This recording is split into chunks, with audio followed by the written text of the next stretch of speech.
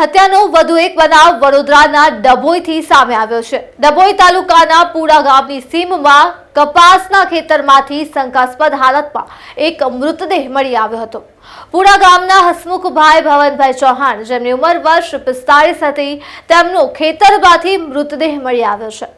માથાના ભાગે ગંભીર ઈજા જોવા મળતા જ પરિવારજનો હત્યાની આશંકા વ્યક્ત કરી રહ્યા છે। હું હરસિદ્ધિ માતાના માંડવામાં જઉં છું તેમ પત્નીને જણાવી તેઓ પોતાના ઘરેથી નીકળ્યા હતા, પરંતુ કમનસીબે તેઓ ઘરે પરત ફરી જ ન શક્યા। ઘટનાની જાણ થતાં જ પોલીસે મૃતદેહનો કબજો મેળવી હત્યા પાછળનું કારણ જાણવાની દિશામાં તપાસ હાથ ધરી છે।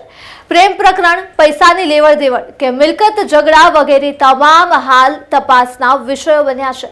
મૃતક હસમુખભાઈના લગ્ન જીવનના 15 વર્ષ થયા હતા અને તેમણે 2 દીકરીઓ પણ છે, જેથી હસમુખભાઈના મોતના કારણે પરિવાર ઉપર હાલ આભ ફાટ્યું છે। સાંભળીએ મૃતકના પત્ની અને ગામના સરપંચ શ્રીને। શું થયું છે?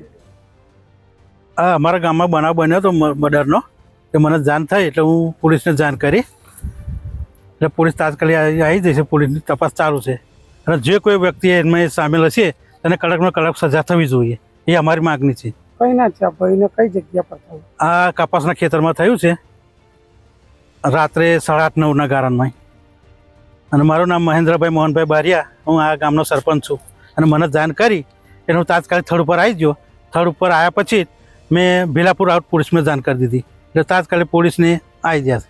તપાસ ચાલુ છે અને જે કોઈ વ્યક્તિ એમને સામેલ હશે એને કડકમાં કડક સજા થવી જોઈએ। તમને શું થયું છે? એમને શું થયું છે? માર નાખ્યા છે સાહેબ। તમને કઈ રીતે જાણ થઈ? અમે સવારમાં આવીને જ ખબર પડી હમણાં। તો હું કીધું ખેતર ભણી જોવા જાઉં એવું કીધું ને, તો પછી અમે આવી જોયું તો અહીં આગળ પડેલી હતી। કઈ વાગેલું છે?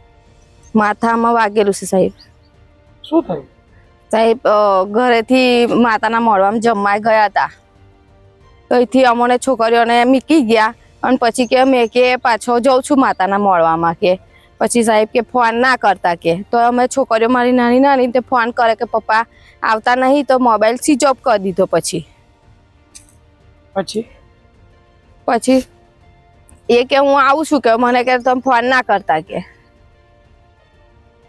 પછી તમને કઈ રીતે ખબર પડી? હે એ તો અમને સવારમાં ખબર પડી કે મમ્મી કે મારી નાની નાની છોકરીઓ છે ને, તે કે એક ભાઈનો ફોન આવ્યો તો, એક કાકાનો, કે તો કે મમ્મી કે એ તરત જ ફોન આવ્યો ને એટલે તરત જ ઘરમાંથી નીકળી ગયા, કે તો અમને એવું કીધું કે અમને ફોન કરતા ને, અમારી મેતે આવીએ છીએ, કે હું આવું છું કે મારી મેતે, કે તો અમે ફોન ઉપાડ્યો ને પછી મોબાઈલ સ્વિચ ઓફ કરી દીધો।